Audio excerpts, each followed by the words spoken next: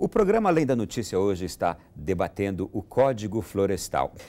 O movimento Floresta Faz a Diferença está promovendo uma campanha. Não vote em quem votou contra as florestas. Você vai ver agora no site aí esta campanha, e o objetivo dela é chamar a atenção da população, especialmente a população que vai votar daqui a pouco para prefeito, sobre e vereador, claro, o posicionamento dos candidatos às prefeituras das próximas eleições na votação da reforma do Código Florestal. Isto é, se tem algum deputado que votou aqui no Código Florestal e que é candidato aí na sua cidade a prefeito, você vai conhecer o posicionamento dele aqui na votação do Código Florestal. No site do movimento é possível clicar num mapa e ver a lista dos candidatos a prefeito que votaram contra as florestas, como você já está vendo aí nas imagens. Entre também no blog e tenha acesso a tudo isso. O blog do Além da Notícia também traz um conteúdo exclusivo sobre isso, você vai poder entrar. Raul, o propósito então é bem claro, é mostrar qual foi o parlamentar que hoje é candidato a prefeito na minha cidade, que votou a favor ou contra o Código Florestal, não é? Exatamente. São mais de 80 parlamentares que votaram aqui e hoje são candidatos a prefeito. Infelizmente, a maior parte deles votou para destruir a legislação florestal brasileira, votou para ter mais enchente nas cidades, mais deslizamentos, né? Para piorar a qualidade de vida na cidade. E agora, quando o prefeito vai fazer uma campanha dizendo que é amigo do meio ambiente, que está super preocupado com as enchentes, eu vou tomar medidas para resolver isso, né? E então, infelizmente, temos uma população ainda mal informada em geral, né? E essa campanha é para informar. Ela fala, olha, ele está dizendo isso aí, mas veja como ele votou, veja a atitude que ele teve, né? Então, se ele votou a favor do Código Florestal, ele está votando para ter mais enchente nas cidades. Se ele votou a favor do novo Código Florestal, ele votou para aumentar o problema de deslizamentos que todos os anos nós temos. Tem explicação essas grandes enchentes nas cidades e esses desmoronamentos que a gente vê por aí, causando dor, sofrimento, prejuízo e tantas mortes e prejuízos econômicos também para o município e para o próprio país? Claro que tem explicação, né? E a explicação não é um fenômeno natural, como sempre aparece, né, no noticiário, temos um problema natural. Não é nada natural, é um problema que nós mesmos estamos causando, né? Em parte porque nós temos uma forma de urbanização equivocada, né? Que muito copiou um sistema europeu, em que a gente vai para cima do rio, né, fica em cima do rio. Na Europa, agora está mudando, né, mas nós não tínhamos rios que subiam muito, não tinha tanta chuva, né, não era um país tropical, nós somos um país tropical, nossos rios sobem, descem, né, muita chuva, os morros vão para baixo sem proteção. E as nossas cidades, sem planejamento, às vezes com planejamento equivocado, não respeitaram isso. Mas não é só na cidade que é o problema, eu acho que aí que é o link com o Código Florestal. Um rio que causa uma enchente na cidade, grande para vez, ele não nasce naquela cidade, ele nasce na área rural. E se na área rural você já não tem mais nenhuma proteção, você não tem mais uma floresta que segure a chuva, que faça com que ela chegue devagar no rio, né? Essa água, quando chove, vai encher aquele rio rapidamente. E essa água vai parar na cidade. Se ele está passando na cidade, essa quantidade de água passa pela cidade e leva com ela um grande prejuízo, né? Então, quem está ocupando a beira do rio vai sofrer esse prejuízo. Mesmo quem está meio longe do rio, né, se tivesse uma proteção, o rio não ia chegar naquela área. Mas sem proteção, ele leva aquela enxurrada e leva tudo embora. E quando é época de estiagem, grande parte do Brasil, a gente tem essa divisão, né, época de chuva e época de estiagem, o que acontece? Falta água. São Paulo, a maior capital do Brasil, tem problema de água gravíssimo, gravíssimo. E por que falta água? Dentre outras razões, porque está faltando floresta. Isso já é comprovado, tanto que existe vários programas das próprias empresas de saneamento para reflorestar áreas, para poder voltar a ter um mínimo de equilíbrio hídrico, né, de chuvas, de água, para poder dar água para a população. E o que nós estamos fazendo? Aprovando uma lei que fala, olha, não precisa recuperar nada, tá, deixa do jeito que está aí.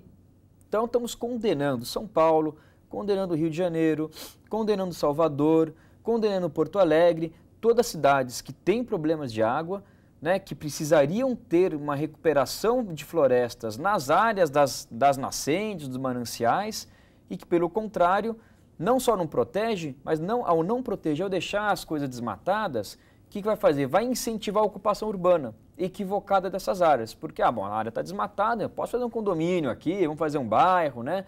E a especulação imobiliária vai começar a crescer nessas áreas. Estamos fazendo o contrário de Nova York. Nova York, sabe o que fez? fez um cálculo que ele gastava muito colocando produto químico na água para que ela melhorasse de qualidade. Sabe o que eles fizeram? Compraram áreas rurais, reflorestou essas áreas e passou a pagar para os proprietários, para os produtores, para reflorestar áreas.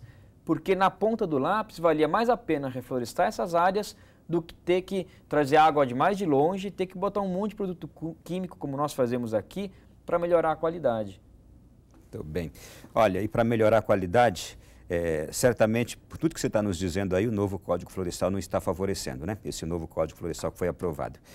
Perda da biodiversidade. O que é biodiversidade para quem está em casa e ouve o termo há muito tempo, mas ainda não identificou? Olha, biodiversidade é uma coisa simples, né? Uma palavra difícil, mas é simples de entender. Quem vai para os Estados Unidos, para a Europa, vai andar numa floresta, vai ver um único tipo de árvore. Quem entra aqui na Mata Atlântica, no Cerrado, na Amazônia, mesmo na Caatinga, cada lugar que olha vê uma árvore diferente. O Brasil, que é um país tropical, ele é rico em biodiversidade, quantidade diferentes de árvores, de plantas, de animais. Por que isso é importante? Isso é importante porque em cada planta, em cada animal, tem algo diferente que a gente pode utilizar. Ou seja, boa parte dos remédios que nós tomamos para os vários problemas que nós temos vem justamente de plantas, e de plantas diferentes, né? E o Brasil está jogando isso no lixo.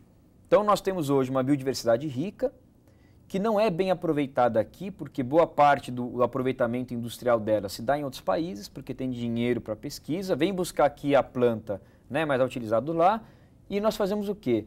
Nós estamos aqui destruindo isso. Então nós achamos que é melhor botar uma plantação de soja ou um pasto ali, do que ter aquela floresta riquíssima, né, em potencialidades para o Brasil.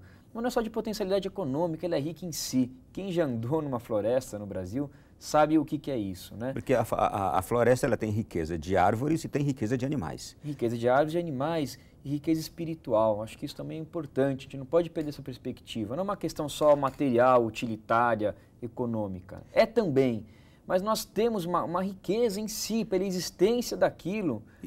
E por tudo que você está nos trazendo aqui, por que a água fica prejudicada na sua qualidade? Fica prejudicada na sua qualidade porque se chove, a água vai escorrer para onde? Para o rio, que é o lugar mais baixo. A floresta que está ao lado do rio, e todo rio naturalmente tem uma florestinha, uma vegetação do lado, ela serve para quê? Para segurar aquela água e retirar as impurezas. Evitar que venha aquela quantidade de terra e assoreie o rio. Sem isso, sem a mata ciliar, que se chama de ciliar porque ele vem dos cílios, os cílios ajudam a evitar que entre ciscos e problemas no nosso olho, a mata ciliar tem essa função, segurar a quantidade de porcaria que vem para não entrar no rio. E para segurar aquela água, garantir que ela infiltre a água que venha, né, de uma mina d'água, entre no rio ali, purinha. Sem isso, o que acontece? A hora que vem a chuva, leva toda a terra para dentro do rio. E o rio que vai ficando cada vez mais raso, assoreado, aquela água é uma água barrenta, né, impura, não dá para beber. Muitas vezes, se aquela área do entorno é uma área que tem uma grande plantação, que usa muito agrotóxico, sem a mata ciliar, vai tudo direto para o rio, veneno para dentro do rio. A mata ciliar também serve para segurar esse veneno que muitas vezes vai cair no rio. Então você está retirando uma proteção natural, que nós sempre tivemos, ganhamos de Deus naturalmente aquilo. E aí a gente chega num outro ponto aqui. Sem também as matas e sem a biodiversidade, a própria terra perde sua fertilidade, sua qualidade. Daí vem o fato do Brasil ser o maior consumidor de agrotóxicos, isto é o maior importador, o maior consumidor, para hoje ter uma grande produtividade, aplica agrotóxicos, não é? Então, uma coisa vai trazendo como consequência a outra, e como é que não se entende que tudo isso é maléfico e se aprova esse Código Florestal? É isso que a gente está questionando aqui, né? Exatamente. E veja que a gente não aprende com a nossa história. Nós já tivemos exemplos na nossa história concretos. Quem vai hoje para o Vale do Paraíba, que há 100 anos atrás foi a região mais rica do país, o maior produtor de café do mundo foi o Vale do Paraíba, se assusta, porque hoje anda lá e vê o quê? Só morros pelados, pastagens com uma vaquinha aqui, uma vaquinha ali. Por quê?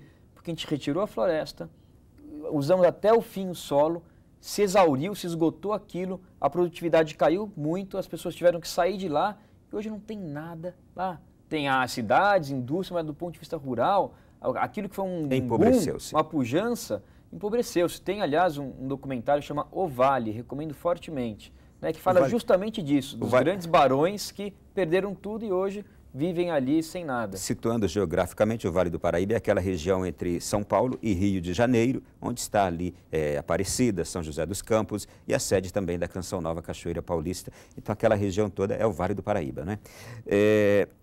Ainda, falando sobre isso, eu queria que você explicasse também por que o nosso solo perde em qualidade e por que, por causa disso, se investe cada vez mais em agrotóxicos. Então, o que eu estava falando do Vale do Paraíba, por quê? Porque você tira a floresta, né, você retira a proteção, vem a chuva, leva o solo, a camada superior do solo, que é a camada mais fértil do solo, aquilo vai para dentro do rio, entope o rio, suja o rio, e aquele solo perde fertilidade, porque essa capa superior, que é onde tem o humus, onde tem a riqueza, a vida, vai embora. Então o Brasil, hoje, é um dos países que tem mais área abandonada, agrícola abandonada, é o Brasil. Por quê? Porque a gente tem um modelo que a gente foi avançando, exaurindo, esgotando e vai largando para trás. Então o que nós temos hoje de pastagens abandonadas no país é uma coisa gigantesca. E muitas delas é possível recuperar, é possível, mas a um custo altíssimo. Se tivéssemos cuidado melhor, né, poderíamos continuar utilizando sem ter que investir para restaurar aquilo que nunca deveria ter sido degradado. Muito bem. Olha, gente, o Comitê Brasil em Defesa das Florestas divulgou uma nota em que cobra da presidente Dilma Rousseff um posicionamento da base do governo contra os retrocessos que foram aprovados neste novo Código Florestal.